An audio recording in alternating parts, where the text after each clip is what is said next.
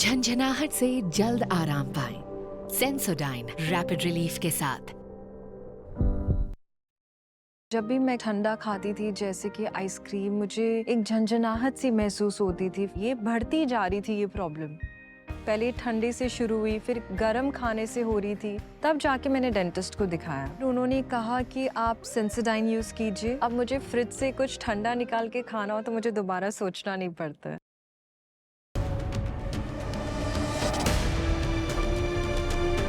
Presented by Sensodyne।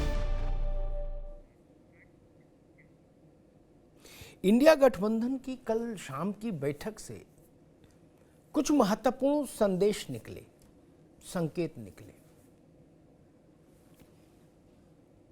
पहला तो ये कि समाजवादी पार्टी ने बिना किसी किंतु परंतु के सीधे सीधे कांग्रेस से ही पूछ लिया कि भाई बीएसपी के साथ आपका क्या चल रहा है, और अगर कुछ चल रहा है तो हमको बता दीजिए, फिर हम आपके साथ नहीं चल सकते। अगर उधर कुछ चल रहा है तो इधर नहीं चलेगा, दोनों तरफ नहीं चलेगा। एक नाव की सवारी करिए, दो नाव की सवारी नहीं चलेगी। खैर, कांग्रेस ने गंगा जल हाथ में लेके सफाई दे दी कि भाई हमारा हाथी वाली पार्टी से कोई लेना देना नहीं, हम तो आपके ही हैं दिलो जान से, साइकिल वालों के। वो विषय बैठक के अंदर समाप्त हुआ। लेकिन खबरें तैरती रही कि प्रदेश कांग्रेस कमेटी ने कांग्रेस आला कमान से कहा है कि साइकिल में दम नहीं है, हाथी वाले के साथ चलो, हाथी मेरा साथी है। और इस सबके बीच में बसपा ने कह दिया कि उससे कांग्रेस और भाजपा दोनों घबरा रही हैं। और बसपा के एक तेज तर्रार सांसद ने ऐलान कर दिया, मलूक नागर ने, कि इंडिया गठबंधन तो वैसे ही खत्म होने जा रहा है, वो गठबंधन चुनाव तक चलना ही नहीं है। और बसपा का 13% वोट जिधर चला जाएगा यूपी उसी का हो जाएगा, और जिसका यूपी हो जाएगा उसका देश हो जाएगा। लो कर लो बात। इसका मतलब बसपा अभी भी ये फिलर दे रही है कि हम किसी के हो सकते हैं। अब आप सोचिए क्या सीन है। बसपा खड़ी है, कह रही है हम किसी के भी हो सकते हैं, और हम जिसके हो जाएंगे उसी का भाग्य जाग जाएगा। अब देखना सिर्फ इतना है कि बसपा की इस उपलब्धता को ग्रहण कौन कर रहा है, भाजपा या कांग्रेस? क्योंकि उपलब्ध है, ये तो बसपा ने घोषणा कर दी। अब दूसरी बात रही उस बैठक से जो निकली, जो विशेष उत्तर प्रदेश के लिए, विशेष तौर पर कांग्रेस के मुस्तकबिल के लिए bye and large, Mamata Banerjee दोनों एम से दोनों महिला नेता छाई रही। मायावती जी बैठक में नहीं थी क्योंकि वो इंडिया में नहीं है, गठबंधन में, लेकिन वो भी छाई नहीं बैठक के अंदर। और ममता जी तो ममता जी, उन्होंने कहा कि भाई खड़गे जी को प्रधानमंत्री को उम्मीदवार घोषित कर दो, भारत में पहला दलित प्रधानमंत्री, चलो जी आओ। केजरीवाल जी ने कहा दीदी के पीछे हम, खड़गे जी जिंदाबाद। खड़गे जी की जान सांसद में आ गई। उनने कहा कहां बवाल में डाल दिया। उन्होंने सफाई दी कि ना भैया, पहले एमपी जीते तब ना पीएम की बात करेंगे, ये सब कुछ नहीं। लेकिन ममता जी ने बीज बो दिया। इसका मतलब राहुल गांधी पे भरोसा नहीं, यह अर्थ निकलेगा।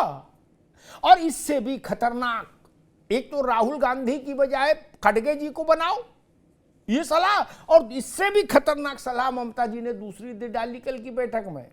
कहा प्रियंका जी को काशी से प्रधानमंत्री नरेंद्र मोदी के विरुद्ध लोकसभा चुनाव लड़ाओ, लो कर लो बात। अब बताइए, मतलब राहुल जी की जगह खड़गे और प्रियंका को लड़ा दो मोदी जी के खिलाफ, हो गया काम। अब कांग्रेस के भीतर कई सूत्र कह रहे हैं कि ममता जी, ये ममता नहीं है, इसको सरल सहज लोक भाषा में निपटाना भी कहते हैं।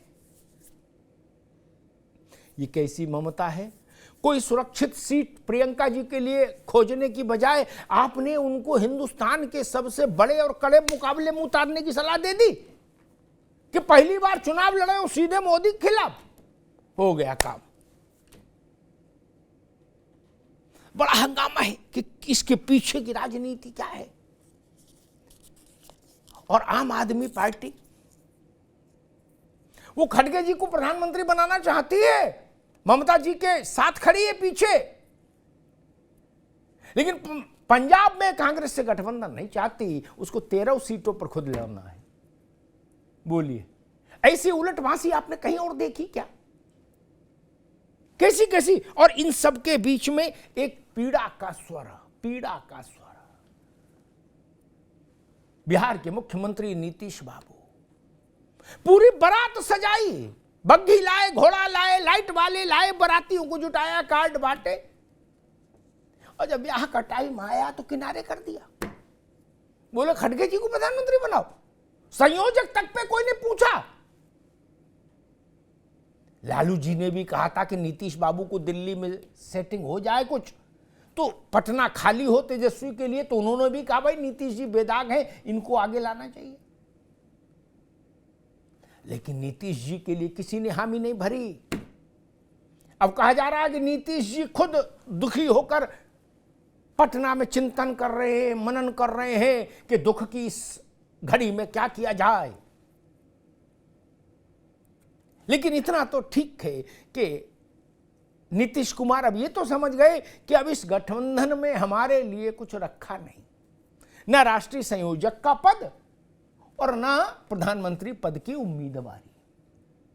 तब नीतीश बाबू सोच रहे होंगे कि फिर हमने इतनी मेहनत काहे को की। ये तमाम सवाल उलझ गए कल बैठक में। इस सब पर हमारे साथियों ने एक रिपोर्ट तैयार की। जरा पहले उस रिपोर्ट को देखिए, फिर मेहमानों से परिचय कराएं, फिर बहस में चलें।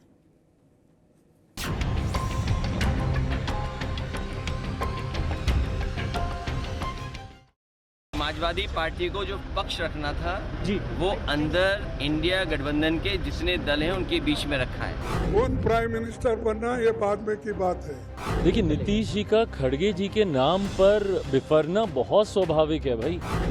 तो तमाम कयास और लंबे इंतजार के बाद विपक्ष के इंडिया वाले गठबंधन की चौथी बैठक का आगाज हो ही गया, लेकिन नतीजा अभी भी ढाक के 3 पात सरीखा ही रहा, क्योंकि ना तो सीट शेयरिंग का कोई फॉर्मूला बना और न ही कोई और ठोस रणनीति।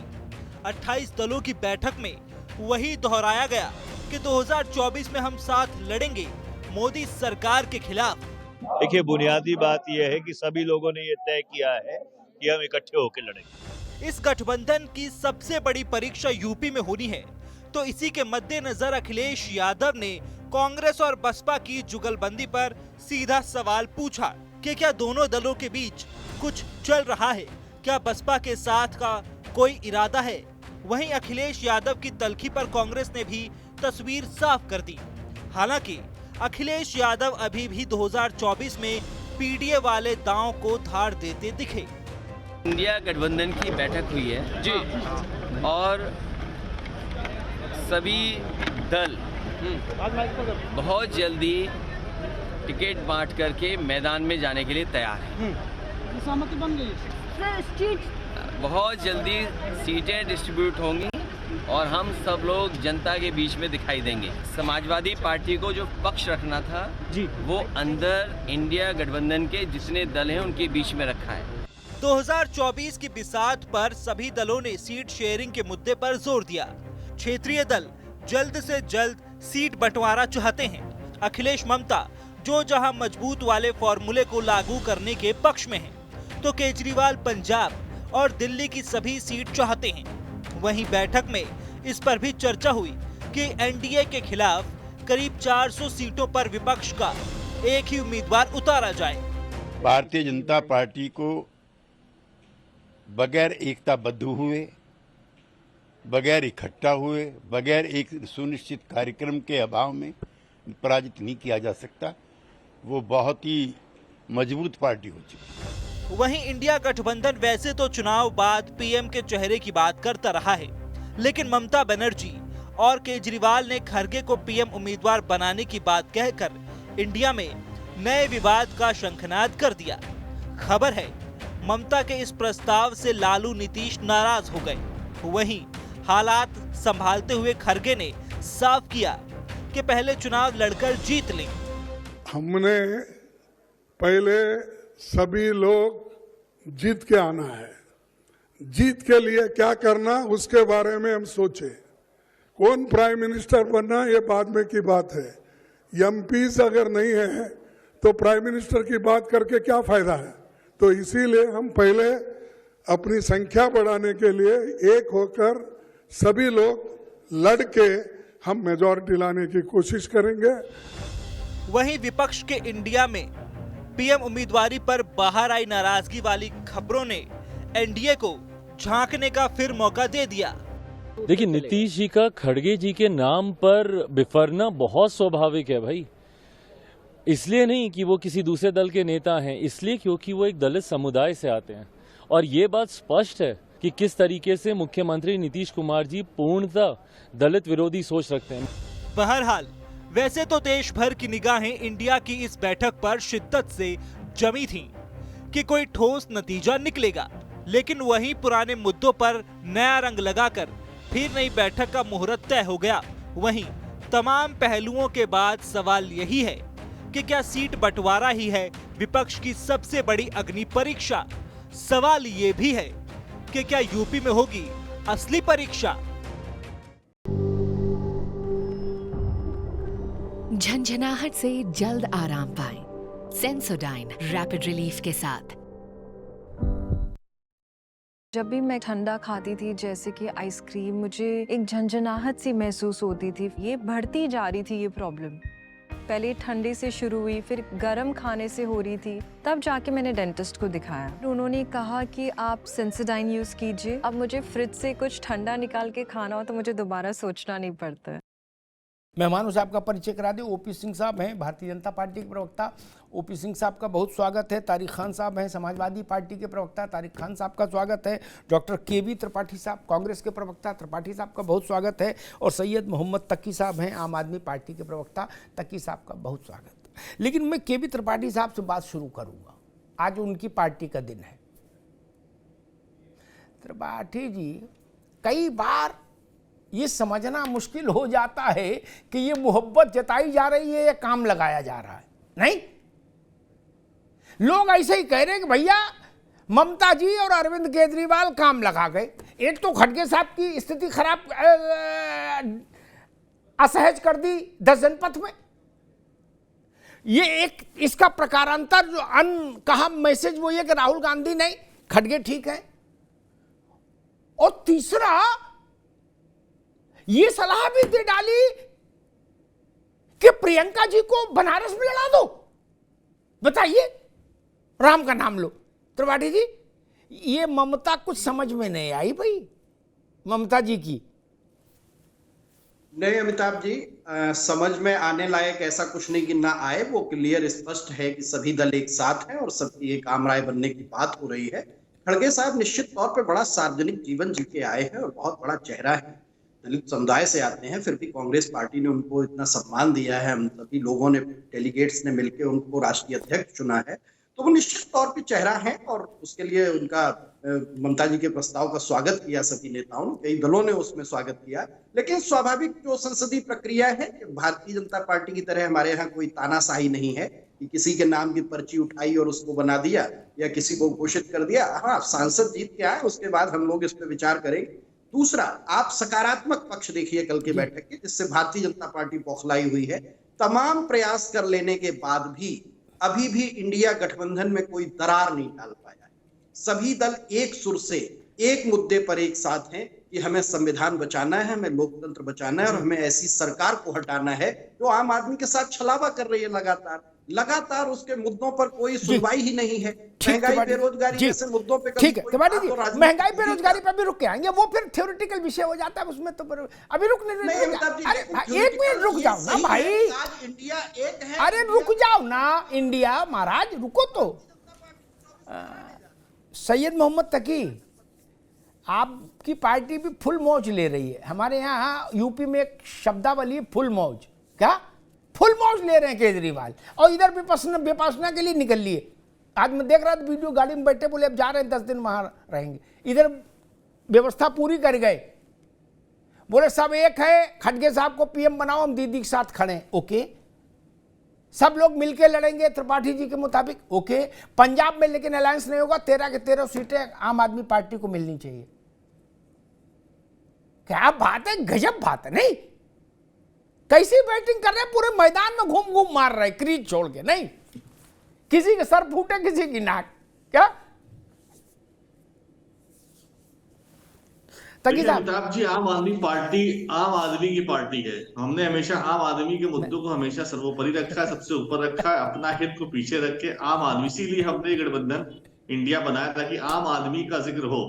आम आदमी इस पर बेरोजगारी से, पेंशन से, बिजली के बढ़ते हुए रेट से बहुत सी चीजों परेशान है, उसको छुटकारा निजात चाहिए और आम आदमी पार्टी ये करने के लिए पूरी तरह से प्रतिबद्ध है और इंडिया गठबंधन पूरा एक साथ है।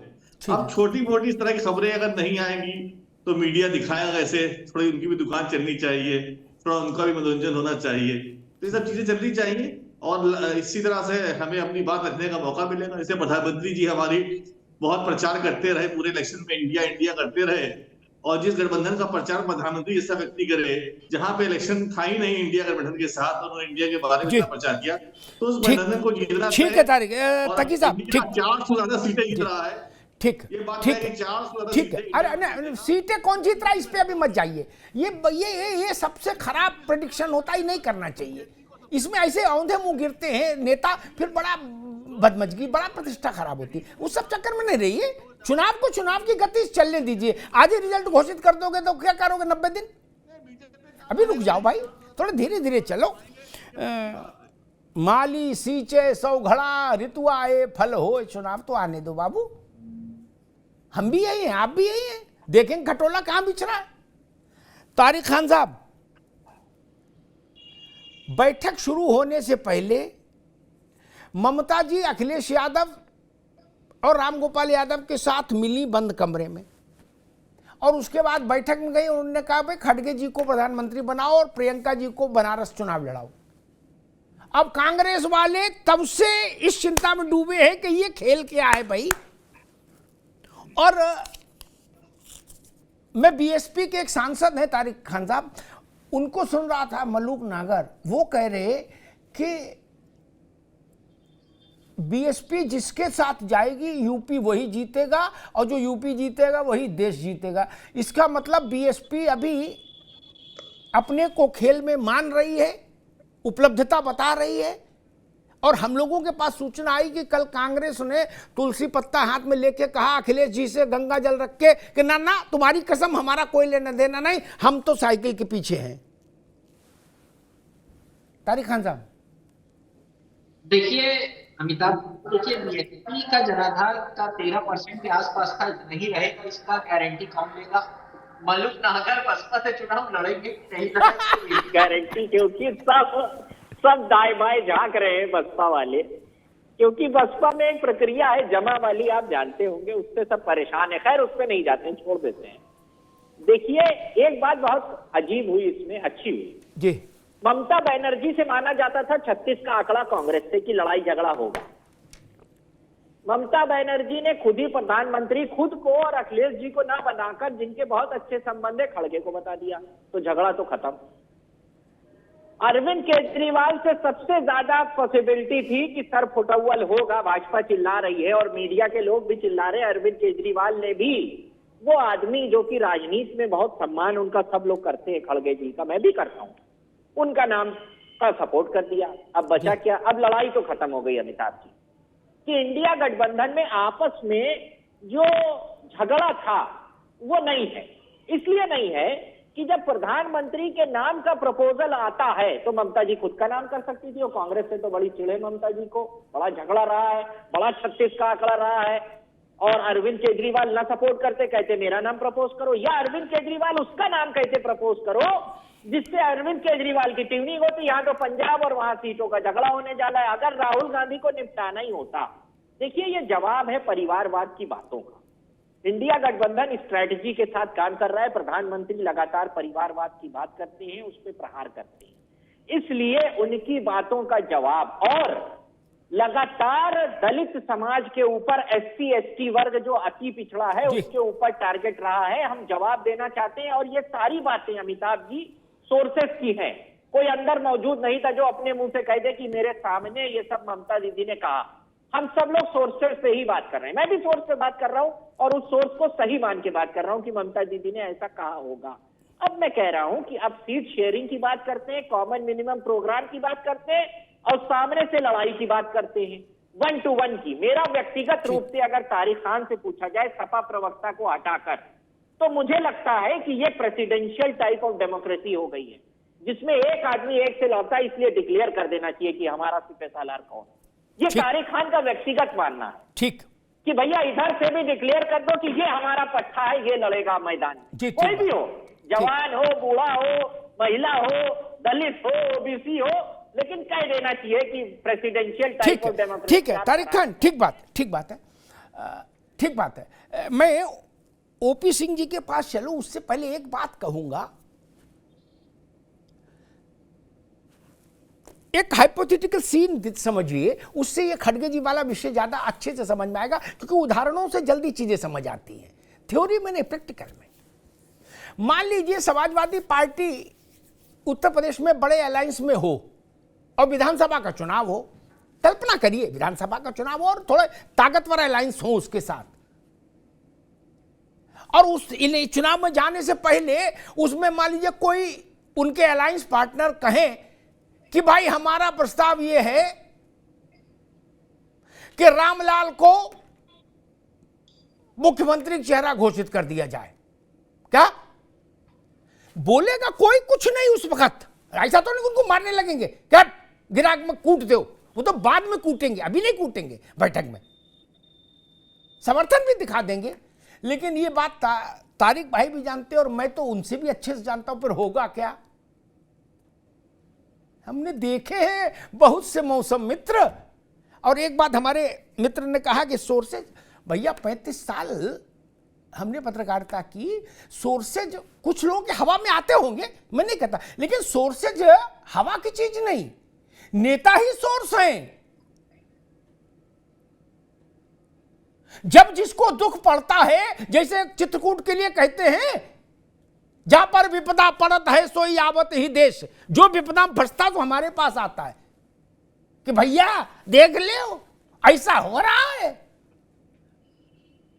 हमें कोई आदमी आके बताता है कि हमको वहां 3 महीने हो गए टाइम मांगते हुए नहीं मिला, मैं पार्टी का उल्लेख नहीं कर रहा, हम जाने के 3 महीने से वो टाइम मांग रहे, इसलिए ऐसा नहीं, मैं सिर्फ कह रहा हूं। और अच्छी बात है, सब लोग एक हैं, इसी एकता के ने इतना साहस पैदा कर दिया OP सिंह जी कि प्रियंका जी ताल ठोकेंगी नरेंद्र मोदी के खिलाफ, पहला इलेक्शन और सीधे मोदी के खिलाफ हो जाए 2-2 हाथ। और कांग्रेस वाले कह रहे हैं और आम आदमी पार्टी वाले भी कह रहे हैं कि पंजाब में एकता हो ना हो, लेकिन पूरा भारत इंडिया एक है, और भाजपा बौखला गई है। OP सिंह जी,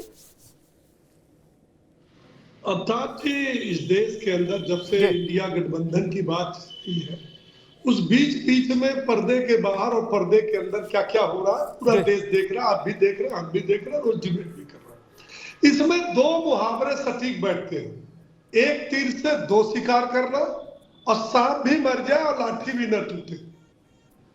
इनका इंडिया गठबंधन का क्या रूपरेखा था है, ये 3 राज्यों के चुनाव में आपने देख लिया। डिबेट पर बात होती थी, हमारा इंडिया गठबंधन राजस्थान, छत्तीसगढ़, मध्य प्रदेश में जीतेगा, भारतीय जनता पार्टी हारेगी। एक तरफ तो कहते थे हमारा इंडिया गठबंधन, और वहां एक दूसरे को घेर कौन रहे थे? मध्य प्रदेश में अखिलेश यादव जी 71 सीटों पर, राजस्थान, इसमें खैर बसपा को छोड़िए, इनके में है नहीं। केजरीवाल ने क्या क्या शब्दों का प्रयोग किया ये बताने की जरूरत नहीं है, और अखिलेश यादव जी ने किन किन शब्दों का प्रयोग किया ये भी दोहराने की जरूरत नहीं है। हाँ, एक बात इसमें मजेदार जरूर है, इस प्रपोजल को लाया किसने? ममता बनर्जी जी ने, दीदी ने लाया। और दीदी क्या कहती है कि पश्चिम बंगाल में कांग्रेस को खबरदार 2 सीट से ज्यादा दूंगी नहीं, और जो ये वाम दलों के साथ आ रहा है ना तो मैं घुसने नहीं दूंगी। और दूसरे उसके समर्थक कौन है? केजरीवाल। वो क्या कहते हैं? भैया सुन लो, पंजाब की 13 सीटें और दिल्ली की 7 सीटें, इस पर कोई समझौता नहीं, मैं इस पर लड़ूंगा, बाकी पर आप समझौता कर लो। पीडीए का राग अलापने वाले अखिलेश जी क्या कहते हैं? ऑन दी होल, आज भी उनके बयान आए हैं, उस बयान का श्रेय यह है कि उत्तर प्रदेशों में सीटों के मामले में मुख्य भूमिका सपा की होगी। अब आप देख लीजिए, बंगाल का देख लिया, केजरीवाल का 2 राज्यों का देख लिया, उत्तर प्रदेश का देख लिया, अब बचे नीतीश बाबू। कौन? इंडिया गठबंधन के सूत्रधार और उनके भाई लालू यादव। वो किस तरह से कहां गए और क्या परिस्थिति है वो आप देख रहे हैं। मेरी तो शुभकामना वास्तव में प्रवक्ता के अलावा मेरी अफ्ताब जी दिली शुभकामना है कि इंडिया गठबंधन 2024 में भगवान करे इनको सद्बुद्धि हो और ये भारतीय जनता पार्टी के सामने सामूहिक रूप से चुनाव लड़ने, ताकि कल ये कहने को न रह जाए। लेकिन वहीं एक बात और प्रस्ताव पास हुआ, आपने उसकी चर्चा नहीं की अफ्ताब जी। एक प्रस्ताव और पास हुआ कि ये जो 1999 से ईवीएम चल रहा है उसको बंद कर दिया जाए और बैलेट पेपर पर हो। और उदाहरण ये दिया जा रहा है कि हम किसी देश से कोई नकल करें न करें, अमेरिका की नकल हम करेंगे क्योंकि अमेरिका में आज भी बैलेट पेपर पर होता है, उसको भी देख लिया जाए। जिसको प्रधानमंत्री का उम्मीदवार बनाया गया वो कहता ना, ये बात तो बाद में होगी, पहले हम जीत कर आएंगे, लड़कर एक साथ आएंगे, फिर प्रधानमंत्री चुनेंगे। आप देखिए कितना बड़ा दिमागी खेल चल रहा है। और 2024 के चुनाव के डर से ये सब जो एक हुए हैं, इनका ये गठबंधन कब तक चलेगा, कितने समय तक चलेगा, यह तो आने वाला वक्त बताएगा। लेकिन ये पूरा देश देख रहा है, इस नौटंकी को देख रहा, इस दृश्य को नहीं देख रहा, इस नौटंकी को देख रहा है कि इंडिया गठबंधन के नाम पर क्या क्या हो रहा। और एक बात मैं कह करके जा रहा हूं, इस देश के अंदर जितनी भी घटनाएं घट रही हैं, हम आप तो मजबूर हैं भाई, हम भाजपा के हैं तो हमको भाजपा की लाइन में बोलना है, हमारे साथी कुछ कर। आप ये देखिए ना क्या हो रहा है इस देश में। पहले राष्ट्रपति का अपमान, बोले मुझको हिंदी नहीं आती, अब उपराष्ट्रपति का अपमान। और बड़े मियाँ तो बड़े मियाँ, छोटे मियाँ सुभान अल्लाह, उसकी वीडियोग्राफी कौन कर रहे हैं? आदरणीय राहुल जी। वो कह रहे हाँ मैंने ये वीडियो बनाई, मैंने वो वीडियो मेरे पास है, ठीक है, और जो ये हुआ वो सही हुआ। तो इस देश के अंदर जो कुछ भी हो रहा है उसको देश बड़ी खुली आंखों से देख रहा है और 2024 का इंतजार है। बाकी तो 2014 से डिबेट पर मैं एक ही बात सुनते हैं। ठीक है, ओपी सिंह जी अभी रुकना होगा। केपी त्रिपाठी जी, अच्छा ये जो खड़गे जी को प्रधानमंत्री बनाएंगे हम, इस ममता जी और अरविंद जी के प्रस्ताव का समर्थन स्पष्ट रूप से ना अखिलेश बाबू ने किया, ना स्टालिन ने किया, खुद कांग्रेस ने भी नहीं किया। भाई आपके पास 28 दल हैं, ये 2 लोग बोले कि खड़गे को प्रधानमंत्री का चेहरा घोषित कर दो, ममता जी ने किया और उसका अनुमोदन किया अरविंद केजरीवाल ने, या और 26 लोग शांत उस पर खामोश हो गए। अखिलेश जी से पूछा गया 3 बार कि खड़गे जी, तो उन्हें वो कहा कि हाँ हमने अपनी बात कही है मैं बैठक में और मिलके लड़ेंगे और पीडीए एनडीए को हराएगा। लो, बाकी कोई नहीं बोला। क्यों? जब माला पहनानी है तो जोर से जरा ढंग से पहनाओ। नहीं, हाथी घोड़ा पाल की जय कन्हैया लाल की भला अंदाज होना चाहिए था। त्रिपाठी जी, अमिताभ जी जी जी, पहले तो एक निवेदन है कि ओपी सिंह साहब को जितना समय दिया उसी अनुपात में थोड़ा बोलने का समय दे दीजिएगा। हम लोग कमजोर पार्टी के नेता हैं, नहीं नहीं, आप तीन हो, वो अकेले हैं, इसलिए आप तीन भाई, आप तीन इंडिया पार्टनर हो, वो अकेले हैं, इसलिए उनको आपके से ज्यादा समय मिलेगा। त्रिपाठी जी, एक से ज्यादा समय मिलेगा उनको, क्योंकि आप तीन लोग हो। पहले पूरी बात नहीं हो पाती है, तब तक बीच में दूसरा प्रश्न करता है। पहले तो इंडिया गठबंधन में क्या हुआ, ये हम पार्टी के प्रवक्ता हैं और बेहतर तरह से जानते हैं कि वहां पे एक प्रस्ताव आया। जब बैठक होती है तो कई प्रस्ताव आते हैं, उनमें एक प्रस्ताव ये है कि साहब प्रधानमंत्री का चेहरा हमें पहले घोषित करना चाहिए, नहीं करना चाहिए। ममता जी ने कहा कि हमें खड़गे साहब का चेहरा घोषित करके उनके नेतृत्व में चुनाव लड़ना चाहिए। तो ये सारी चीजें ही बैठक हो ही इसीलिए रही कि ये सारी चीजें तय हो, क्योंकि लोकतांत्रिक प्रक्रिया में यही एक तरीका है और ये तरीका सबके सामने है। भारतीय जनता पार्टी में इस तरह का कोई डिस्कशन, कोई बातचीत कभी आप या उस पर कोई डिबेट भी आप नहीं कर सकते कि वहां क्या हुआ, अभी 3 राज्यों में मुख्यमंत्री चुने गए, किस तरह से हुआ। पूरे देश ने देखा है कि लोकतंत्र का गला घोंटने का काम किस तरह से हो रहा। और आज ये भारतीय जनता पार्टी भी कह रही है, जैसे आपके सूत्र आते हैं, हमारे पास भाजपा के एक नेता सुबह कह रहे थे कि अब स्थिति बहुत खराब है भारतीय जनता पार्टी। तो निश्चित तौर पर ऐसी लोकतांत्रिक व्यवस्था में इस तरह के निर्णय हम स्वीकार नहीं करते। जो भी खड़गे साहब के नाम का प्रस्ताव आया, 12 दलों ने वहां उस पर स्वीकृति दी और उन्होंने कहा कि ना ये प्रस्ताव ठीक है, लेकिन खड़गे साहब ने ही सीनियर लीडर होने के नाते उन्होंने कहा नहीं नहीं, अभी इस पर कोई हम बात नहीं करते हैं। बिल्कुल ठीक, अभी हम लोग पहले चुनाव में जाते हैं, हम सीट बंटवारे पे बात कर रहे हैं और निश्चित तौर पर सीट बंटवारे के लिए भी खुल के माला पहनाई जा रही है, खुल के बात की जा रही है और लोकतंत्र। अच्छा त्रिपाठी जी, एक सवाल मेरे जहन में था, फिर मैं दूसरे बाकी मेहमानों के पास चलूं। एक सवाल मेरे जहन में था, बसपा का रट्टा खत्म हो गया कि अभी कहीं कुछ चल रहा है? नहीं, देखिए एक बार का बैठक में तो हुई जो बात हुई, लेकिन एक बार सार्वजनिक तौर पर यहाँ और साफ हो जाए, चूंकि कई तरह के फिलर घूमते रहते हैं कि भाई प्रदेश कमेटी कह रही है कि हाथी मेरा साथी है, केंद्रीय कमेटी कुछ कह रही है, ऐसी खबरें आती है ना। मैं वो सच्ची है झूठी उस बहस में नहीं पड़ रहा, इसीलिए मैं आपसे पूछ रहा हूं, बसपा का झंझट खत्म हो गया या अभी कुछ है हिला हवाली? बसपा का कोई झंझट है ही नहीं। जो भी दल जो भारतीय जनता पार्टी के विपक्ष में है, उन सभी दलों का इंडिया में स्वागत किया गया था गठबंधन में, और आज अखिलेश जी उसके एक महत्वपूर्ण नेता है, महत्वपूर्ण दल के रूप में है, और उन्होंने अपनी राय रखी है कि बसपा को शामिल नहीं करना है। ठीक है, उस पर भी विचार होगा और कोई एक आदमी तो विचार करेगा नहीं। इंडिया गठबंधन में सभी नेताओं को अलग अलग भूमिका मिली हुई है, और राजनीति में आप भी इतने पुराने पत्रकार हैं, जानते हैं। समझ गया, तो बात समझ गया, सब तरफ ठग्गू के लड्डू हैं, समझ रहे हैं। ठीक है, कोई नहीं, चलने दो, ठीक है। अच्छा, अब ठीक बैठेंगे, सब तरफ ठग्गू का लड्डू बिक रहा है, समझ रहे गुरु। ठीक है, तकी साहब गए विपक्षना के लिए कि हैं अभी? एक वीडियो में देख रहा था कि मुख्यमंत्री जी गए, बोले वहां से ताकत लेके लौटेंगे तब फिर भारत एक करेंगे, तब तक खड़गे जी को प्रधानमंत्री का उम्मीदवार घोषित करके फिर आते हैं। अच्छा, एक बात बताओ था कि साहब, आपसे तो मेरा बड़ा स्नेह है, सारा एनडीए, सारा इंडिया एक होकर लड़ेगा और सारा भाजपा को हराएगा, ये सारी बातें ठीक है, इसमें मैं कोई बहस नहीं करना चाहता, आपका दावा आपके साथ है। लेकिन मैं बड़ा मासूम एक बात पूछना चाहता हूँ, मतलब पंजाब में आप अकेले लड़ोगे 13 पे या कहीं लड्डू बांटोगे, हिस्सेदारी होगी? ये सारा डिब्बा आप ही के पास रहेगा, 1 किलो लड्डू लिए, बोले ये 1 किलो हमारे पास रहेगा? तकी साहब, बाकी तो आप पूरे देश में भाजपा हराने के लिए प्रतिबद्ध और कटिबद्ध हैं, लेकिन पंजाब और दिल्ली का थोड़ा मैं सोच रहा था, समझ लेता।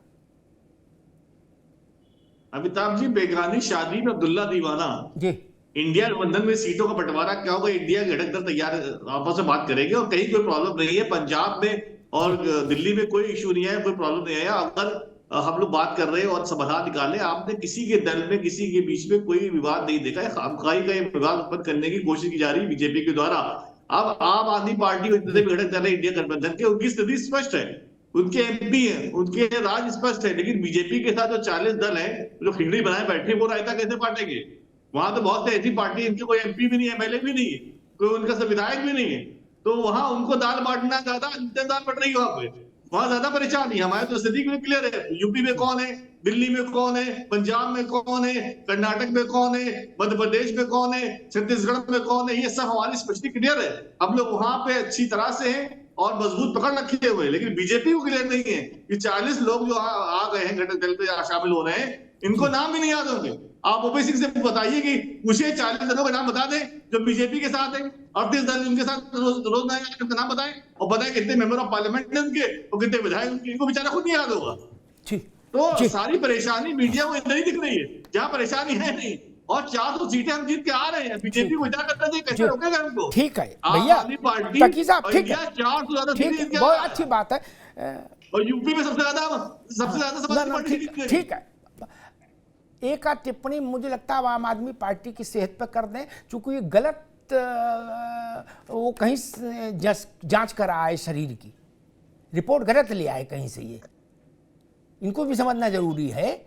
भगवान का नाम लेके मध्य प्रदेश, छत्तीसगढ़ और राजस्थान में आम आदमी पार्टी ने थोक भाव में उम्मीदवार उतारे। ईश्वर की असीम अनुकंपा से जमानत नहीं बची। अब वो कह रहे पूरा देश जीत लिए। अरे कहीं तो बोलते समय यार कुछ तो लिहाज रखो। आप लोगों को तो प्रणाम करने का मन करता है यार, कुछ तो लिहाज रखोगे कि नहीं? बोले ये कर लिया, वहां जाके कर रहे थे गहलोत निकम्मा है, ये हम सरकार बनाएंगे राजस्थान में, वहां जमानत जब्त हो गई। गहलोत तो निकम्मे सिद्ध हो गए, लेकिन आपकी जमानत जब्त हो गई। ऐसी बातें नहीं करो ना मित्र, कुछ तो समझो। जनता को मूर्ख समझ रहे हैं। अभी अभी जनादेश आया है, कहां है आम आदमी पार्टी? लफाजे से नहीं देश चल सकता ना। आपकी जमानत जब्त हो गई, आपको नोटा बराबर वोट नहीं मिला और आप झंडा लिए घूम रहे हो, ये सब ठीक नहीं ना, ना ना, ये सब ठीक नहीं ना। मतलब इतना तो आदमी को देख लेना चाहिए कि हमारी इस वक्त इस शक्ति की सामर्थ्य कितनी है, उससे चलो थोड़ा सा ऊंचा बोल लो। ऐसा नहीं हो कि हमारी स्थिति बहुत कम हो देश में और हम बहुत ऊंची बात कह दें, वो ठीक नहीं, वो चलती नहीं, उसमें फिर हास्यास्पद स्थिति हो जाती है। आप दिल्ली पंजाब तक की बात है ठीक है, बाकी पूरे देश की जिम्मेदारी आपके ऊपर नहीं है ना मित्र। आप वहीं का समेट लो, उतना ही अच्छा है। झंझनाहट से जल्द आराम पाएं सेंसोडाइन रैपिड रिलीफ के साथ। जब भी मैं ठंडा खाती थी जैसे कि आइसक्रीम, मुझे एक झंझनाहट सी महसूस होती थी। ये बढ़ती जा रही थी ये प्रॉब्लम। पहले ठंडे से शुरू हुई, फिर गर्म खाने से हो रही थी, तब जाके मैंने डेंटिस्ट को दिखाया। उन्होंने कहा कि आप सेंसोडाइन यूज़ कीजिए। अब मुझे फ्रिज से कुछ ठंडा निकाल के खाना हो तो मुझे दोबारा सोचना नहीं पड़ता है। खैर, तारिक खान साहब, समाजवादी पार्टी को क्या लगता है कि जैसे अभी मैंने कांग्रेस से पूछा था कि बसपा का चैप्टर बंद हो गया, तो कांग्रेस ने बहुत सधा हुआ जवाब दिया कि अखिलेश जी ने इस बात को कहा कि बसपा के साथ उनको इसमें शामिल नहीं करना चाहिए, लेकिन कोई एक आदमी तय नहीं करेगा, इस बात पर विचार करेंगे। सपा का एप्रीहेंशन क्या है?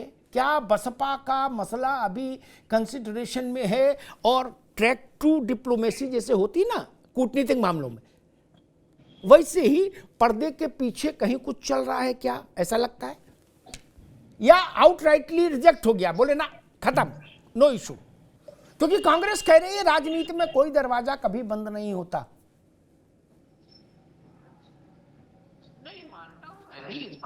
और कोई दरवाजा बंद नहीं, और जो अखिलेश जी को सही लगा होगा पार्टी हित में और इंडिया गठबंधन के हित में, वो उन्होंने कहा होगा। जैसे मायावती जी का स्टैंड क्लियर नहीं होता है, मतलब वो आज क्या कल क्या कहें, इस बात में बहुत ज्यादा कोई कंसिस्टेंसी रहती नहीं है उनकी बात में।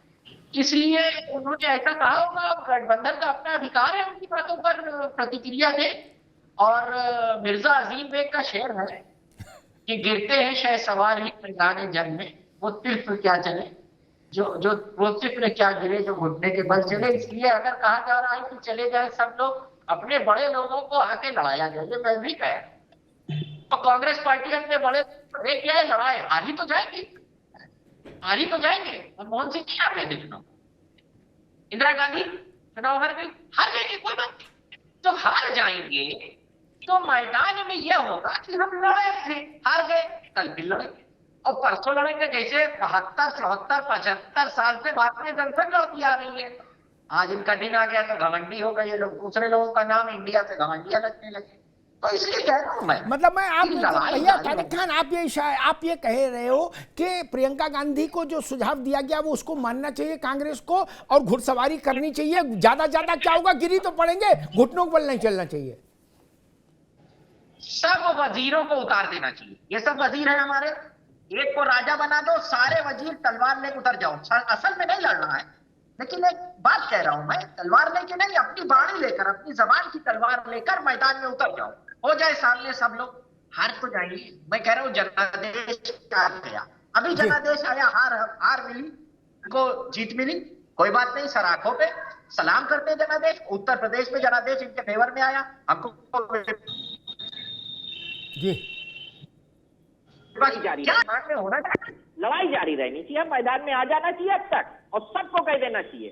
मैं अपने राष्ट्रीय अध्यक्ष से भी आह्वान करता हूं कि राम गोपाल जी, शिवपाल जी, सब लोग आवे मैदान में। अरे मैं कहता हूं, हार जीत जनता का प्यार है।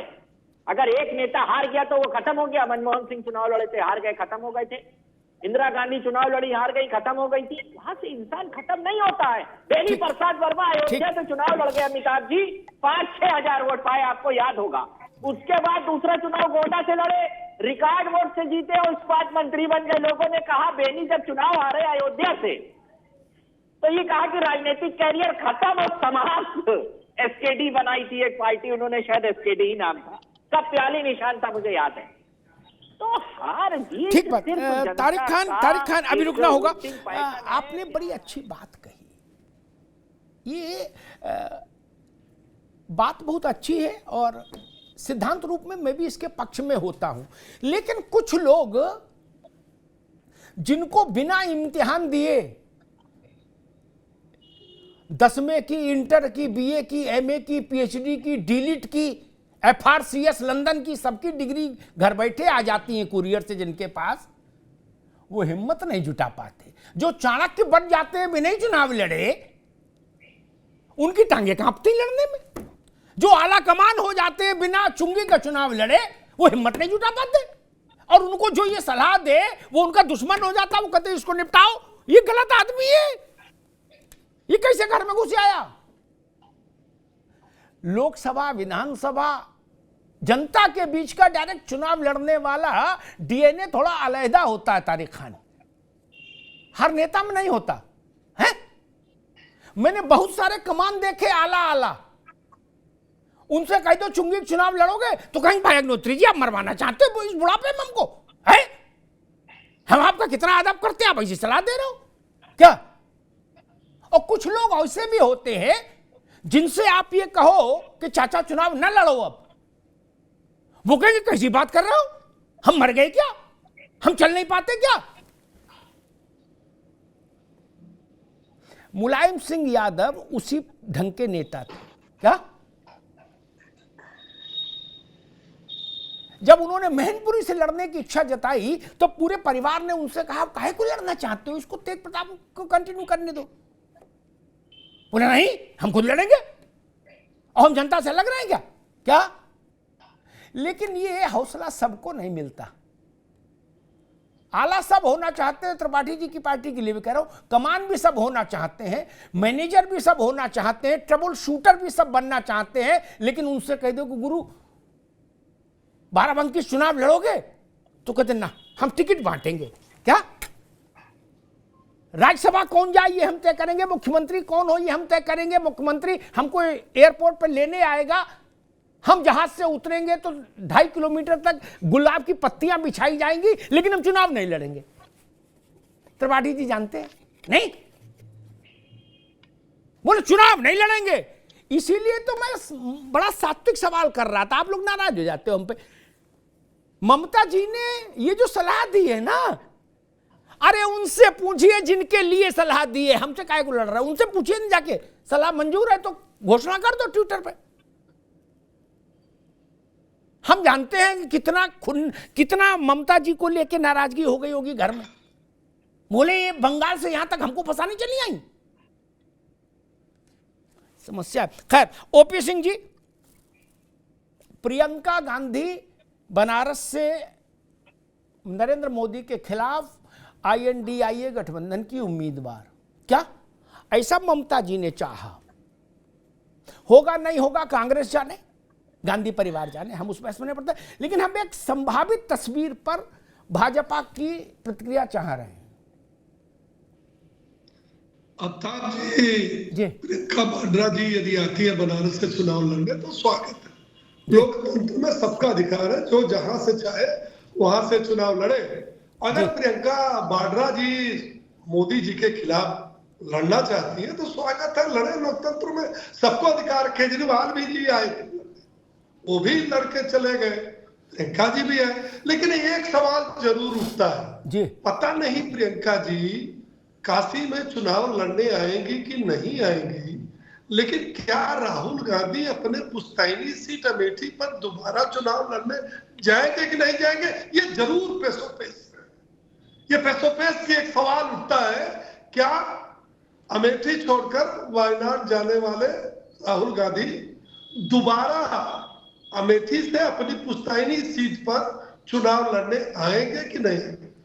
दूसरी बात, हमारे ये विद्वान प्रवक्ता त्रिपाठी जी जो कांग्रेस के हैं, एक बार कहा तो मैं उसको अवॉइड कर गया, क्योंकि बहुत सी बातें इन लोगों के दिमाग में समझ में आती नहीं। ये दूसरी बार राउंड में बोला तो मैं कहूंगा ताती पहले हमको उस पर बोल लेने दीजिए। इन्होंने कहा कि 3 राज्यों में भारतीय जनता पार्टी ने तानाशाही किया और मुख्यमंत्री लाकर बैठा दिया। त्रिपाठी जी, कभी सपने में मत सोचिएगा कि भारतीय जनता पार्टी ही में संभव है कि अंतिम पक्ष पर बैठा हुआ एक मामूली कार्यकर्ता मुख्यमंत्री हो सकता है। आपके यहाँ क्या होगा? आपके यहाँ जवाहरलाल नेहरू, इंदिरा गांधी, राजीव गांधी, संजय गांधी, सोनिया गांधी, राहुल गांधी, प्रियंका वाड्रा, आपको पता नहीं कौन, और मरियम वाड्रा कौन होगी। हमारे दूसरे साथी बैठे हुए हैं, यहाँ कौन होगा? मुलायम सिंह यादव, अखिलेश सिंह यादव, कल दिल्ली चले गए तो प्रियंका, डिम्पल यादव या राम गोपाल या शिव गोपाल यादव। आप इससे बाहर नहीं निकल पाओगे। ये भारतीय जनता पार्टी है कि आदिवासी एक महिला राष्ट्रपति हो सकती है और एक किसान का बेटा उपराष्ट्रपति हो सकता है। यह भारतीय जनता पार्टी में ही संभव है, जिसकी आप लोग अपमान कर रहे हैं। यह भारतीय जनता पार्टी ही है जहां एक आदिवासी मुख्यमंत्री हो गया। बोलिए, मत सबको बोल होता क्या है, एक सामान्य परिवार का ये आपके नहीं है। और देखिए, इंडिया गठबंधन ये परिवारवादियों की पार्टी है, भ्रष्टाचारियों की पार्टी है। आप बताओ, एक पार्टी का नाम बताओ जो परिवारवादी पार्टी का ही कार्यकर्ता नाराज है, जिसके वंशज औलाद तैयार न हो अगली पीढ़ी के। एक पार्टी का नाम बताओ आप, और एक पार्टी का नाम बताओ जिसके नेता भ्रष्टाचार में न फंसे हो। और बीजेपी से ज्यादा परिवारवाद किसी पार्टी में कहीं नहीं है।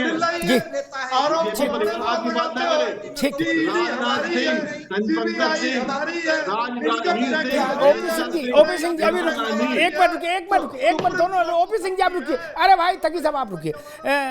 त्रिपाठी जी, जो बात ममता जी ने नहीं की, केवल जो बात आपके पार्टनर समाजवादी पार्टी भी कह रही, तारिक खान ने बड़ी अच्छी बात कही, उन्होंने सब पर लागू की कि भाई जितने भी तीरंदाज हो, क्या कोई और मौका आएगा लड़ने का, उतरो, धनुष बाण संभालो, अपना जौहर दिखाओ, जलवा जलाल समझ में तराजू पे तो तुले। इस संदर्भ में क्या हम लोग इस बार मानकर चले कि उत्तर प्रदेश का चुनाव और ज्यादा हाई वोल्टेज हो जाएगा? प्रियंका जी, राहुल जी, सोनिया जी, खड़गे जी उत्तर प्रदेश में मैदानी जंग में। आपको आश्वासन देता हूं अमिताभ जी कि इस बार 2024 में उत्तर प्रदेश का चुनाव निश्चित तौर पर रोमांचक होगा, क्योंकि भारतीय जनता पार्टी की दोनों सरकारों से जनता बहुत दुखी है और त्रस्त है। ऐसे में कांग्रेस एक उम्मीद है और कांग्रेस के साथ इंडिया गठबंधन को एक उम्मीद भरी नजर से जनता देख रही है। और उत्तर प्रदेश में कांग्रेस के शीर्ष नेतृत्व से निश्चित तौर पर लोग मैदान में होंगे और उसका परिणाम भी आपको दिखाई देगा कि 2024 में इस देश की सरकार बदलेगी। राहुल जी लगातार लड़ रहे हैं, प्रियंका जी लगातार लड़ रही हैं। चुनाव जहां तक लड़ने की बात है, लड़ने वैसा लड़ाई नहीं, ट्विटर वाली नहीं, तारिक कह रहे हैं कि मैदान में उतरो भाई। हाँ, सड़क पे ही लड़ाई चल रही, भारत जोड़ो यात्रा। अरे यात्रा नहीं भाई, चुनाव लड़ो। लोकतंत्र में चुनाव के अलावा यात्रा तो सभी कर रहे हैं मित्र। कोई गाड़ी में कर रहा, कोई पाँव पाँव कर रहा, कोई जहाज में कर रहा। तो लोकसभा चुनाव राहुल गांधी जी लड़ते रहे हैं, लड़ेंगे, खड़गे साहब लड़ेंगे, प्रियंका जी लड़ेंगी, सोनिया जी लड़ेंगी। हाँ, जैसा पार्टी निर्णय लेगी उस हिसाब से। ठीक है भैया। देखो तारिक खान, आपका उत्तर मेरे ख्याल से आ गया होगा। बाकी आप समझदार नौजवान हो, चाहे पार्टी आपकी हो चाहे इनकी हो चाहे कोई हो, जो ना लड़ने वाली प्रजाति है ना, मैं प्रजाति शब्द इस्तेमाल कर रहा हूं, नाम लूंगा तो आप लोग लड़ाई करा दोगे मेरी सबसे। क्या वो लोग कहेंगे अग्निहोत्री जी फंसा रहे हमको है, ताकि जनता प्रेशर बनाए। वो ना लड़ने वाली प्रजाति अंत में अमरेला मालूम कौन सा छाता ले आती है। हम तो लड़ना बहुत चाह रहे थे, लेकिन पार्टी ने मना कर दिया, कर नहीं आप केवल आला कमान रहो। बोले हम तो 3 दिन खाना भी नहीं खाए इसी दुख में, लेकिन फिर पार्टी का आदेश मान लिया। बताओ इस मासूमियत पर कौन कुर्बान ना हो जाए। मन करता ₹1.25 रुपया निछावर करके किसी गरीब को दे दो इनके ऊपर। यह है, हकीकत है। जबकि मेरे जैसा आदमी मानता है लोकतंत्र में नेता की पैमाइश जनता के बीच चुनाव में, बाकी सब बातें झूठी, बाकी सब ड्रामा है। आपको जनता वोट नहीं दे रही, आप काहे के नेता हैं? और वो टिकट बांट रहे जो खुद नहीं लड़े, हिम्मत जुटा पाए कभी लड़ने की। बताइए, वो लोग ठीक नहीं, वो लोग ठीक नहीं, वो लोकतंत्र के मूल भाव के विरुद्ध नहीं। खैर, लेकिन भाई हर पार्टी को अपना स्वायत्तता है। अगर वो चाहते हैं कि ये 5 लोग आला कमान रहेंगे, चुनाव नहीं लड़ेंगे, ओके, ना लड़िए, लेकिन लड़ना चाहिए, लड़ना चाहिए। और भारत में एक परंपरा ये भी रही, कानून नहीं, कि भारत का प्रधानमंत्री लोकसभा से ही आए, उसका एक अपना गौरव है। राज्यसभा से भी आए तो कोई दिक्कत नहीं। मनमोहन सिंह जी 10 साल राज्यसभा से रहे, लेकिन लोकसभा से आना चाहिए। देशी लोकतंत्र, खालिस लोकतंत्र वही है। इसीलिए हमने सरकार बनाने और गिराने का अधिकार राज्यसभा में नहीं दिया। त्रिपाठी जी तो जानकार व्यक्ति हैं, वहां केवल भाषण का काम रखा। सरकार गिराने और बनाने का काम हमने जनता के सदन को दिया, लोकसभा को। लोकतंत्र में उससे बड़ी कोई चीज नहीं। खैर, ठीक बात है। अब त्रिपाठी जी कह रहे हैं कि हम कह रहे हैं कि सारे लोग मैदान में होंगे। अब ये तो देखना पड़ेगा कि ममता जी की बात पे प्रियंका जी मैदान में, लो नारा आ गया, कितना अच्छा, वाह। हो जाए इस बार 2-2 हाथ बनारस में। हाँ, लवंग लता खाते हुए, गंगा नहाते हुए। तकी साहब के नेता तो लड़े आए थे वहां से चुनाव, क्यों तकी साहब? केजरीवाल जी फिर दोबारा नहीं गए आप लोग उधर। नमूना दिखा रहा हूं, लखनऊ से शहर में लाइट नहीं आ रही है। नहीं, लेकिन आप दोबारा नहीं गए, करनी पड़ रही है भैया। दोबारा आप बनारस नहीं गए। कोई की राजधानी लखनऊ का हाल है, क्षमा जला के मैं आप डिबेट कर रहा हूं, यहाँ लाइट नहीं आ रही है। और ये विकास के वादे हैं, ऐसा विकास होगा नहीं भैया। तकी साहब एक मिनट सुनो यार, अरे भाई रुको ना बाबू। तकी साहब, आप दोबारा आप लोग कभी उधर बनारस गए नहीं फिर लड़ने? इच्छा तो बहुत है, बार-बार चुनाव लड़ने की, और बार-बार लड़े, बीजेपी से हराया भी उनको है। लेकिन कौन बहुत बड़ी बात है, इससे दोबारा जब प्रधानमंत्री लड़े थे तो कितने उम्मीदवार आ गए थे, कितनों का नामांकन कैसे करना पड़ा था, याद है आपको? और एक सिपाही से, एक फौजी से जिसने नामांकन दाखिल किया था, उसके बाद कैसे कराया गया उसका नामांकन कितनी बार, वो याद है आपको? दोबारा बार क्या हुआ था? अच्छा तकी साहब, ये जो जोशीली बातें आज बहस में हुई है, ऐसा तो नहीं इससे जोश में आके आम आदमी पार्टी ये फैसला ले कि अरविंद केजरीवाल को दिल्ली से, अरे मतलब बनारस से मोदी के खिलाफ लड़ाएंगे? क्योंकि उनका इलाका जाना हुआ, इसलिए मैं कह रहा हूँ। वो गंगा वगैरह नहा चुके हैं, वहां की गलियां जानते हैं। जब पहली बार अरविंद केजरीवाल लड़े थे, 2.5 लाख से ज्यादा वोट पाए थे, दूसरे नंबर पे थे जी। और जब एक साथ लड़ेंगे तो वोट अच्छे बन सकते हैं, उसमें कोई मोदी जी को हराना कोई बड़ी बात नहीं वहां से। भैया त्रिपाठी जी नोट किया जाए, एक कैंडिडेट और मिल गया। एक तो प्रियंका जी है, एक कैंडिडेट केजरीवाल जी है, वो कह रहे कि 2.5 लाख तो हम अकेले ले लिए थे, अब की मिलके सब लोग जोड़ लगाएंगे तो हरा देंगे। तारिक खान से भी पूछ ले, इनकी मंजूरी जरूरी है भाई, ये बड़ी पार्टी है वहाँ। तारिक खान साहब, एक पत्थर बनारस के लिए कितने लोग तैयार हैं? अमिताभ भाई जी, अमिताभ भाई, बनारस का एक कैंडिडेट और दे रहा हूँ, राय साहब प्रदेश अध्यक्ष कांग्रेस पार्टी, 3 हो गए। ये बात तो ठीक है। अच्छा, वो तो कहते भी हैं कि मैं बनारसी हूँ, अभी जनेऊ भी दिखा रहे थे, एक दिन कह रहे थे मैं अंदर वाला हूँ बाहर वाला नहीं। अब मैं कह रहा हूँ त्रिपाठी जी एक बात, एक छोटी सी बात मेरी समझने की कोशिश करिए। मैं कहना क्या चाहता हूँ, अपने विरोधियों से भी सीखना चाहिए। भाजपा ने सबको उठा के सांसदों को विधायकी लड़ा दिया। हम कह रहे हैं इनसे सीखने में कोई बुराई नहीं है, कोई बुराई नहीं है। सीखने समझने का खेल ही राजनीति है, और जो समझ लेते हैं वही नेताजी में खूबी थी कि दूसरे देख समझ लेते थे कि ऐसा करना चाहिए। और मैं कह रहा हूं अगर इन्होंने उतार दिया था तो सबको अपने जितने हमारे छोटे वजीर, बड़े वजीर, फलाने छोटे राजा, फलाने छोटे वजीर और वहां के जमींदार, जितने लोग हैं राजनीति के, सबको कहो भैया ऐसा है कि आओ मैदान में सिंबल लीजिए और चुनाव लड़िए। क्या होगा मैं कह रहा हूं, हम चुनाव हार जाते हैं, एनडीए फिर से जीत जाता है, कोई बात नहीं, जनादेश है, आगे फिर तैयारी करेंगे। क्या इतिहास में 60-70 साल के चुनाव के इतिहास में लोग हारे नहीं? अरे ये लोग इतना हारे हैं कि पराकाष्ठा बने, हारते हारते हारते। ठीक है तारिक खान, मुझे लगता है कि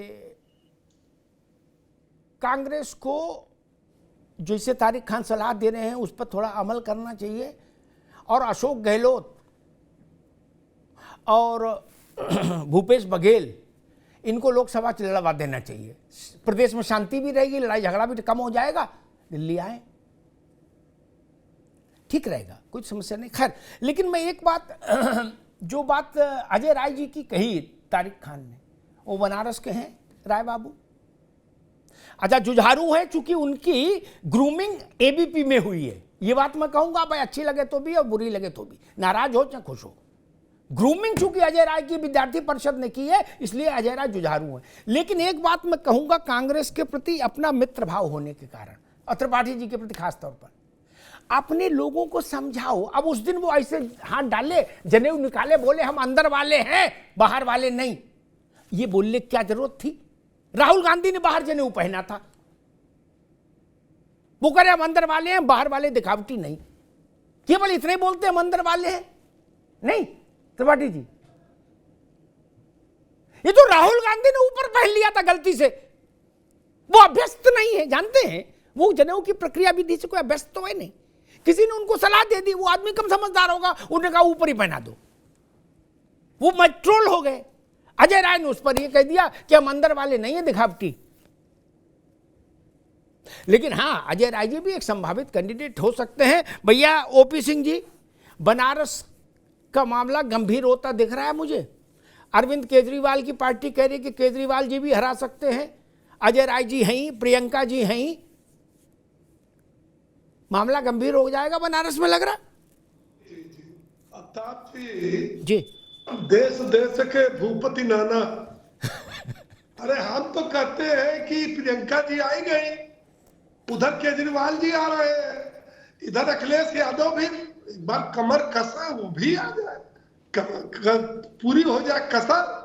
जो जीतेगा भाई, कम से कम मोदी जी के क्षेत्र से मैं लड़ा हूं, यह तो कहने लायक होगा ना कि मैं लड़ा हूं। लेकिन देखिए, गांव में कहा जाता है एक बाड़ी वीर होते हैं, जो करते धरते कुछ नहीं है, वो बड़ी बड़ी बाहें ललकार करके बोलते हैं। डिबेट पर आम आदमी पार्टी ने कहा कि इस बार तो हम 400 सीटें जीतेंगे। उसी तरह से कहा जिस तरह से अखिलेश यादव ने 2022 में जब भाजपा ने कहा कि अब की बार 300 के पार, तो अखिलेश ने कहा मैं क्यों चूकूं, अब की बार 400 के पार। आप ये देखिए, जो 3 प्रदेशों का चुनाव हुआ ना, अखिलेश यादव छाट छाट के पीडीए वाले क्षेत्र में 71 प्रत्याशी लड़ाए थे, 0.5% यानी आधा %, 100 में आधा % वोट पाए। आम आदमी पार्टी बसपा सपा, राजस्थान, मध्य प्रदेश, छत्तीसगढ़, किसी की जमानत बची नहीं। अब बात आती है उत्तर प्रदेश की। उत्तर प्रदेश में 80 सीटें हैं, ये कहते हैं कि 80 हराओ, भाजपा भगाओ। अब यहाँ स्थिति जो लड़ने वाली पार्टियां उनकी देख लीजिए, कोई 1 है, कोई 3 है, कोई 0 है। भाई प्रयास करें, ये लोकतंत्र है, बिल्कुल इनको हताश नहीं। ठीक है ओपी सिंह जी, ठीक। अगर ये लड़ेंगे तभी लोकतंत्र मजबूत होगा, लेकिन अपने बाणी वीर को संभाले। ये बाणी से जो है नहीं होगा, जनता के बीच से जो है लोग चुने जाते हैं, ये बोलने से कोई नहीं चुना जाता। ठीक बात ओपी सिंह जी, समय कम है। कौन चुनाव लड़ेगा नहीं लड़ेगा उस दल का प्रेरोगेटिव है, वो किसको उतारना चाहता है किसको नहीं। लेकिन हाँ, मैं तारिक खान के उस भावना के साथ हूं। लोकतंत्र का सबसे उज्जवल पक्ष वही है और मैं उसी को आला कमान मान सकता हूं जो चुनाव लड़े और जनता के आशीर्वाद से जीतकर सदन में पहुंचे। दाएं बाएं वाले लोग मेरी दृष्टि में मैनेजर हो सकते हैं त्रिपाठी जी, नेता नहीं। जान लीजिए, इंदिरा गांधी इसीलिए नेता थी, वो चिकमंगलूर लड़ने चली गई, बोले ना लड़के ही आएंगे। वो जज्बा होना चाहिए। इंदिरा जी जैसा दिखने से इंदिरा गांधी नहीं हुआ जा सकता। इंदिरा गांधी जैसी नाक हो, इंदिरा गांधी जैसा आभास हो आपके चेहरे से, इससे आप इंदिरा गांधी नहीं हो सकते। इंदिरा गांधी जैसा जज्बा भी चाहिए। और कई बार जन्म से आला कमान हो जाने वाले लोग कमजोर हो जाते हैं, जनता की लड़ाई में जाने से डरते हैं। जनता की लड़ाई में जाना चाहिए, अन्यथा ये रास्ता क्यों चुना लोकतंत्र का।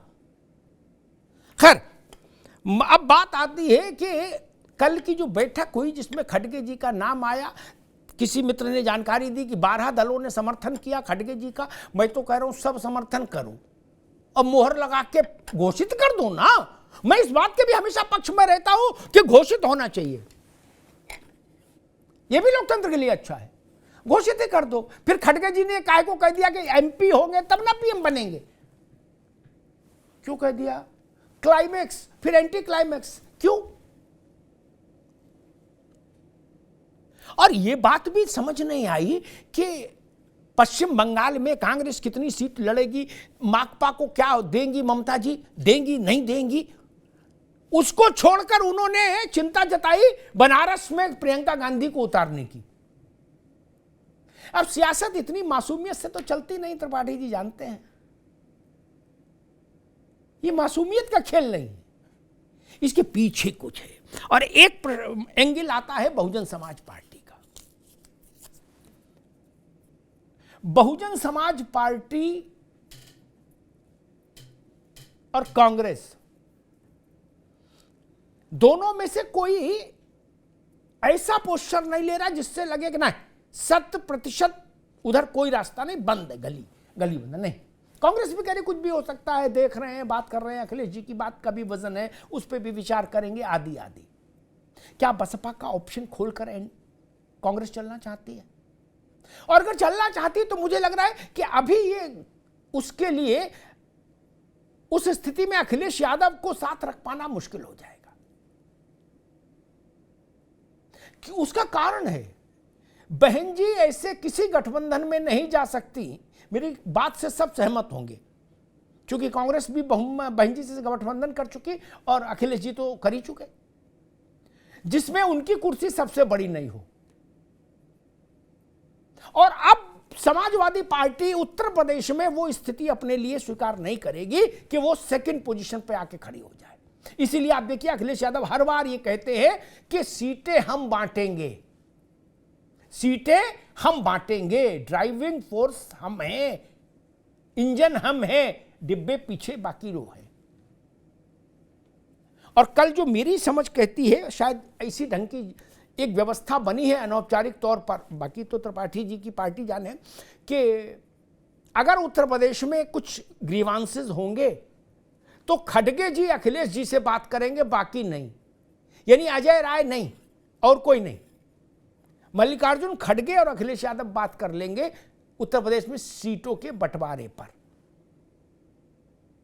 यह बात एक अनौपचारिक व्यवस्था बनी। ये वैसी व्यवस्था है जैसी बिहार के लिए नीतीश जी को कहा गया, बंगाल में यही काम ममता जी के हाथ में रहेगा, पंजाब में, दिल्ली में यही काम अरविंद केजरीवाल के पास रहेगा।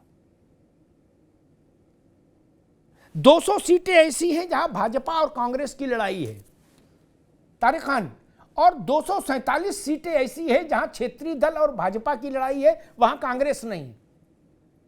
और 100 सीटें देश में ऐसी हैं जहां भाजपा राजनीतिक तौर पर मजबूत नहीं है। 547 हो गई, कुल समीकरण इतना है देश का।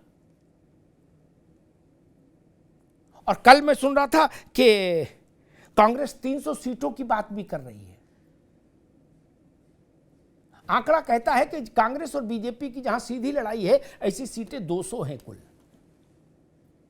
और क्षेत्रीय दल और भाजपा की लड़ाई वाले 247 सीटें। और जो 100 सीटें हैं उनमें भी क्षेत्रीय दल मान के चलिए, जिसमें तमिलनाडु है, केरला है, आंध्रा है। तो वहां जहां बीजेपी बहुत कमजोर है, ना के बराबर उपस्थिति में है, तो वहां कांग्रेस भी मजबूत नहीं है बहुत, वहां क्षेत्रीय दलों का खेल है। तमिलनाडु में स्टालिन है, कांग्रेस नहीं। केरल में वामपंथी मोर्चा है, कांग्रेस उतनी मजबूत नहीं। राहुल गांधी के जीतने में भी वामपंथी मोर्चे का सहयोग रहा। और यह बात शायद त्रिपाठी जी की पार्टी को याद ही होगी कि अभी माकपा ने कहा था कि राहुल गांधी को अब अमेठी लौट जाना चाहिए, क्योंकि केरल में कोई खतरा नहीं है भाजपा से, हम सक्षम हैं लड़ने के लिए, निपटने के लिए, अब अपने मोहल्ले में लौट जाए राहुल गांधी, वहां भाजपा का ज्यादा जोर है, तो वहां जाके जोर लगाएं और अमेठी से चुनाव लड़ें। यह सुझाव वामपंथी दलों ने राहुल गांधी को दे दिया है।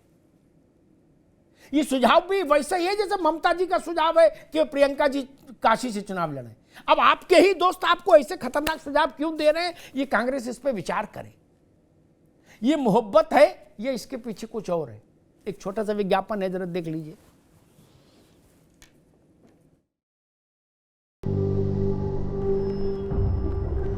झंझनाहट से जल्द आराम पाएं सेंसोडाइन रैपिड रिलीफ के साथ। जब भी मैं ठंडा खाती थी, जैसे कि आइसक्रीम, मुझे एक झंझनाहट सी महसूस होती थी। ये बढ़ती जा रही थी ये प्रॉब्लम। पहले ठंडे से शुरू हुई, फिर गर्म खाने से हो रही थी, तब जाके मैंने डेंटिस्ट को दिखाया। उन्होंने कहा कि आप सेंसोडाइन यूज़ कीजिए। अब मुझे फ्रिज से कुछ ठंडा निकाल के खाना हो तो मुझे दोबारा सोचना नहीं पड़ता। प्रश्न वही है कि INDIA गठबंधन को, इंडिया गठबंधन को अभी अपने सबसे बड़े इम्तिहान से गुजरना बाकी है।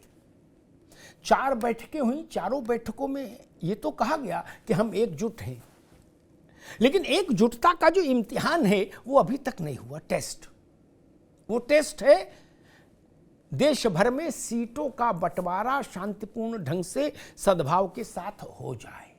वो सबसे कठिन काम है। कांग्रेस गठबंधन के नेताओं ने कल ऐसी उम्मीद जताई है कि हम दिसंबर समाप्त होते होते इस दिशा में आगे बढ़ जाएंगे सीटों के बंटवारे को लेकर। कितना हो पाता है, कितना नहीं हो पाता है, इस पर गठबंधन का स्वरूप क्या रहेगा, उसका मिजाज कैसा रहेगा, उसमें एकता कितनी रहेगी, इस बात पर निर्भर करेगा कि सीटों का बंटवारा कैसे होता है। और जो लोग चुनाव की राजनीति को करते हैं वो इस बात से सहमत होंगे कि सबसे कठिन होता है किसी दूसरे दल के लिए सीट छोड़ना। इस सबसे कठिन इम्तिहान को इंडिया गठबंधन कितनी सहजता से पास करेगा, इस बात पर देश भर की निगाह रहेगी। धन्यवाद।